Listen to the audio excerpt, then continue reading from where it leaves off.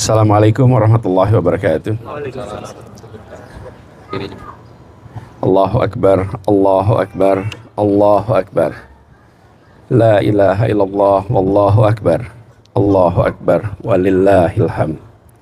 Alhamdulillah, alhamdulillahilladzi arsala rasulahu bil huda wa dinil haq liyudhhirahu ala dini kullihi wa kafa billahi syahida.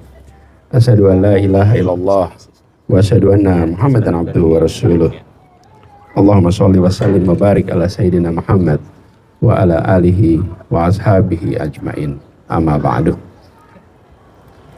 Yang kami muliakan para jamaah sholat Idul Adha di Cambridge, saya bersyukur sekali kami sekeluarga bisa bersujud di Cambridge. Tidak pernah membayangkan ada waktu di mana kita bisa sholat Idul Adha sama-sama di sini. Dan kami seperti dibilang, banyak di sini orang tua yang hadir tidak pernah merencanakan untuk sholat Idul Adha di Cambridge. Yang kita bayangkan datang ke sini mau wisuda, tapi tidak pernah dulu membayangkan bahwa ternyata wisudanya di hari yang sama dengan hari-hari yang sama dengan Idul Adha. Kami merasa bersyukur, tapi di sisi lain juga buat seperti kami yang pernah merasakan, kalau istilah tadi diaspora, saya sering mengistilahkan kita ini sedang hidup di pengasingan ini. Kita sedang jauh dari tanah air, dan saya yang pernah merasakan juga kuliah jauh dari Indonesia, masa-masa seperti ini adalah masa-masa yang hanya kita bisa pahami kalau kita pernah berada jauh dari tanah air. Di tempat di mana kita menyiapkan lapangan saja, seperti hari ini, itu tempat yang tidak terbayangkan bahwa akan sholat Idul Adha di halaman komplek apartemen. Yang ini semua pengalaman unik yang mudah-mudahan memberikan perspektif baru ketika nanti pulang, betapa pentingnya menyiapkan kebutuhan untuk semua pemeluk agama. Karena kita merasakan di sini, kalau saja tidak diberikan kemudahan seperti ini, kita tidak bisa menjalankan kewajiban, bukan kewajiban, sunnah kita untuk ada sholat Idul Adha. Lalu mudah-mudahan buat adik-adik semua yang masih kuliah, terutama yang masih kuliah dan berkeluarga, suasana Idul Adha adalah kesempatan untuk kita reflektif. Mengapa? Peristiwa yang tadi dijelaskan oleh Khatib Ali, Nabi Ibrahim, itu berapa tahun yang lalu ya? 5.000, 10.000. Enggak, persisnya 4.000-an tahun yang lalu. Nabi Ibrahim itu hidup kira-kira 4.000 tahun yang lalu. Usianya 175 tahun. Punya anak Ismail usia 86 tahun. Tidak ada dalam sejarah umat manusia sebuah keluarga yang dibahas secara detail sebanyak keluarga Nabi Ibrahim. Tidak ada di dalam sejarah umat manusia keluarga yang dibahas lebih banyak dari keluarga Nabi Ibrahim. Tidak ada sama sekali. Cari aja catatan semuanya, tidak ada. Di dalam perjalanan 4.000 tahun yang lalu sampai sekarang masih kita bahas dan masih kita ceritakan hikmahnya. Nah, apa kaitannya dengan kita hari ini?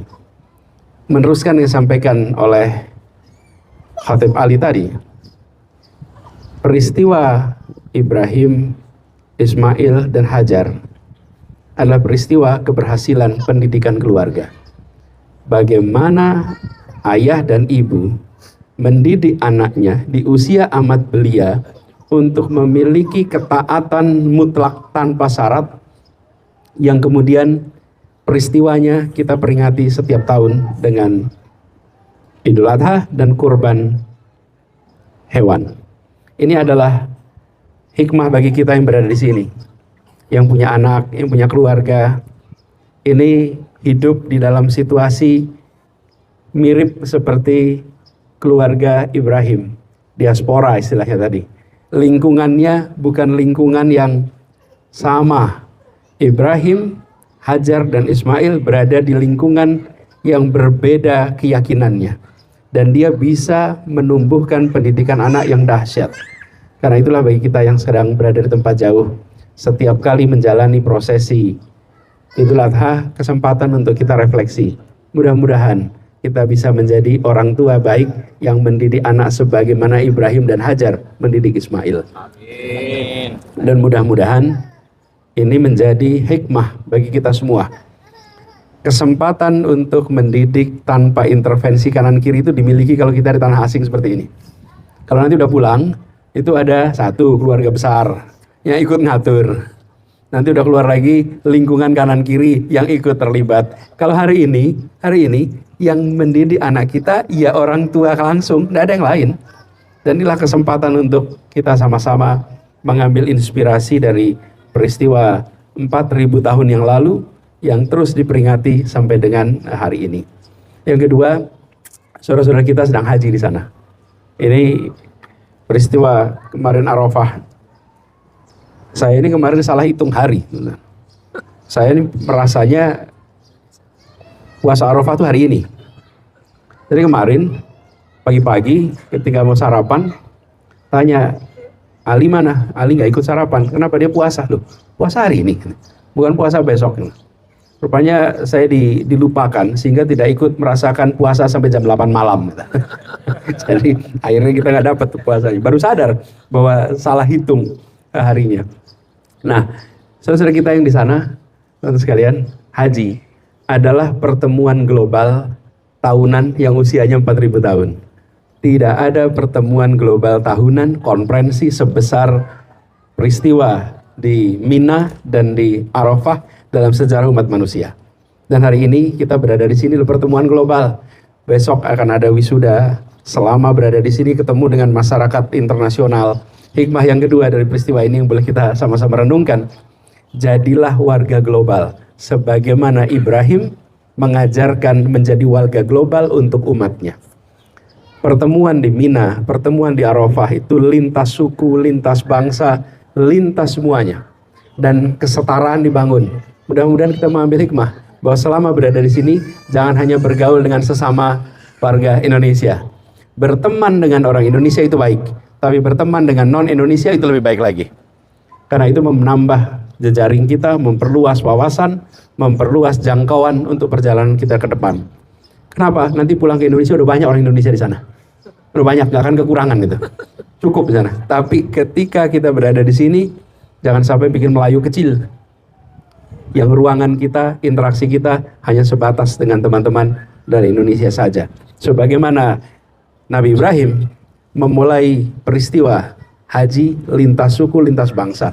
Karena itu kalau kita lihat dalam sejarahnya di era kolonial pada masa itu, bukan hanya Indonesia, ya kolonial di mana tempat, semua yang pulang haji hampir selalu diawasi. Kalau di Indonesia kalau pulang haji itu pecinya jadi putih. Seperti yang dipakai Anda nih, peci putih, ini peci haji. Yang pakai peci putih artinya sudah pulang haji. Yang masih pecinya hitam belum haji. Kalau sekarang karena semua orang udah gampang berangkat, udah gak jadi penanda. Kalau zaman dulu tuh penanda. Penanda sudah haji atau belum adalah peci putih. Mereka yang pulang haji oleh kolonial selalu diawasi. Kenapa? Karena saat mereka haji, mereka bertemu dengan orang-orang berkemampuan. Karena yang bisa berangkat haji orang yang mampu. Berkemampuan yang berkumpul di tempat itu. Kemampuan finansial, kemampuan kealiman, kemampuan wawasan.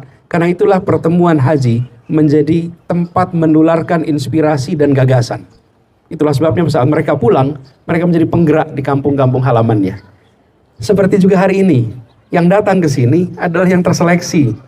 Masuk ke sini nggak pakai seleksi. Seleksi ketat. Ketika sampai di sini berinteraksi. Seperti dulu seleksinya untuk bisa berangkat haji.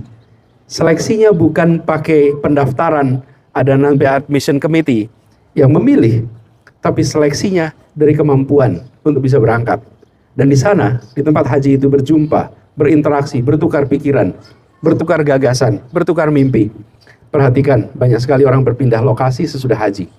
Kenapa? Karena disitulah mereka jumpa. Mudah-mudahan di Cambridge, Massachusetts ini jadi semacam Mina kecil, tempat bertemunya, berinteraksinya mereka-mereka yang terpilih, yang saling menularkan gagasan. Bukan saja sesama Indonesia, tapi juga yang di luar Indonesia. Sekadar refleksi atas hikmah yang kita mudah-mudahan bisa ambil pada peristiwa hari ini. Karena saya sering sampaikan, kita menjalaninya sama semua, tapi mengalaminya beda-beda. Yang tidak merenungkan atas perjalanan, dia tidak punya pengalaman. Yang mengambil hikmah dari perjalanan, dia pulang dengan pengalaman. Semoga kita termasuk yang mendapatkan pengalaman ibadah Idul Adha di sini. Dan semoga kita mendapatkan keberkahan. Ada potong kambing nggak di sini? Nggak ada. Saya mau cerita sedikit nih. Zaman dulu di Chicago, Idul Adha, potong kambing, kan harusnya slaughterhouse, bukan? Lalu ada ide, gimana kalau kita tidak ke slaughterhouse? Potong kambing di apartemen. Ini memang orang Indonesia ini idenya macam-macam. Jadi dibawalah kambing, cari kambing dibawa ke apartemen. Kira-kira kalau di apartemen mau potong kambing di mana tempatnya? Bathtub. Jadi potong kambing dilakukan di bathtub. Apa yang terjadi? Aromanya tidak hilang 2 minggu. Jadi setelah potong kambing itu sampai 2 minggu kemudian itu nggak hilang gitu. Bau anyirnya kambing itu. Habis itu kapok. Next time potongnya tetap di slaughterhouse sudah. Tidak ada yang potong di rumah. Selamat Idul Fitri, Idul Adha. Taqabbalallahu minna wa minkum. Semoga kurban kita, ibadah kita diterima oleh Allah dan dilipat gandakan pahalanya. Kurang lebihnya mohon dimaafkan. Nasr minallah wa fathun qarib. Wa basyiril mu'minin. Assalamualaikum warahmatullahi wabarakatuh.